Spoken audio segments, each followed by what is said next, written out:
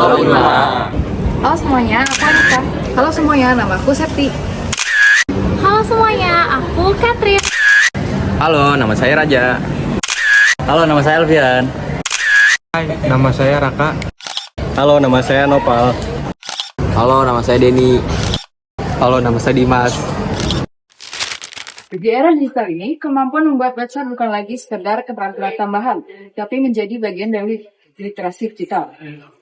Melalui program pelatihan kita di Project Based Learning ini, kami berusaha untuk menghadirkan pembelajaran yang sederhana, mudah diakses oleh mahasiswa dari berbagai jurusan, khususnya Fakultas Non-Etika. Kalau kalian sendiri tuh penasaran gak sih gimana caranya bikin website itu dari nol?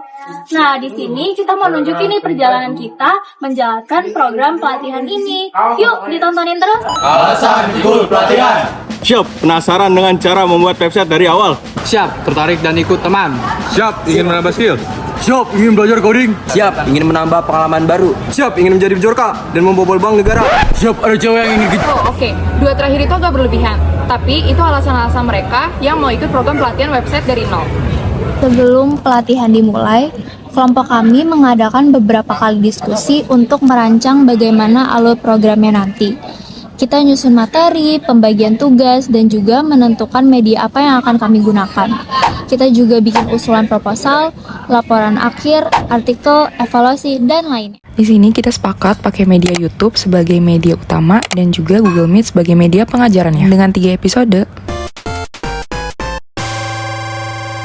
Di episode pertama, perihal struktur, komponen, dan fungsi website. Dan di episode kedua, perihal dasar HTML dan CSS. Dan di episode ketiga, perihal eksekusi pembuatan websitenya. Kita juga bikin template website loh, yang kalian bisa lihat sebagai contoh di QR code ini. Setelah materi jadi, kami langsung promosi ke mahasiswa dari berbagai jurusan. Peserta yang telah mendaftar, langsung kami tambahkan ke grup WhatsApp khusus pelatihan. Nah, akhirnya kita mendapatkan 6 orang dari jurusan hubungan internasional dan D3 keperawatan. Sebelum hari pertama, kita minta mereka buat isi kuesioner awal kenapa mereka mau ikut pelatihan dan apakah sebelumnya mereka mempunyai pengalaman membuat website atau belum. Terus, peserta kita kasih penugasan awal yaitu menonton episode 1 agar sebelum Google Meet sudah punya dasar.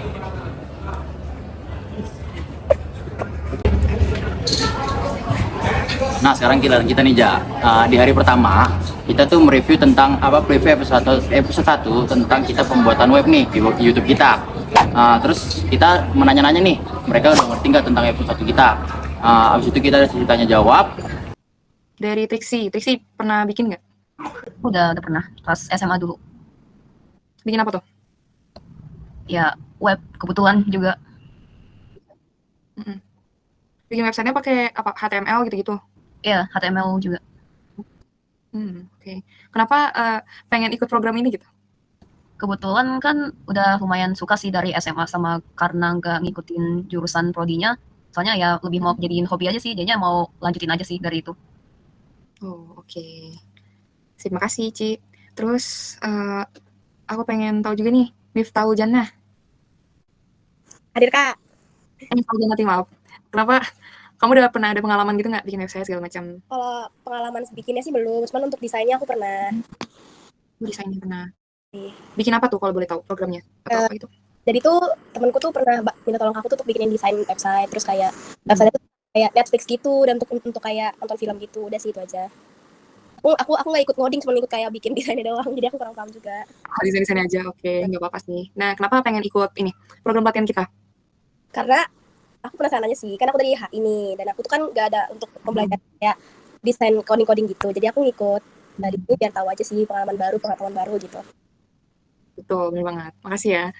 Dan pastinya habis itu kita juga memandu mereka untuk mendownload Visual Studio Code sebagai wadah untuk pembuatan web nih. Nah, habis itu di terakhir kita ada kuis berhadiah nih, Ja. Terus gimana tuh, Ja? Jujur, hadiahnya juga nggak main-main. Di hari kedua juga gitu, lumayan.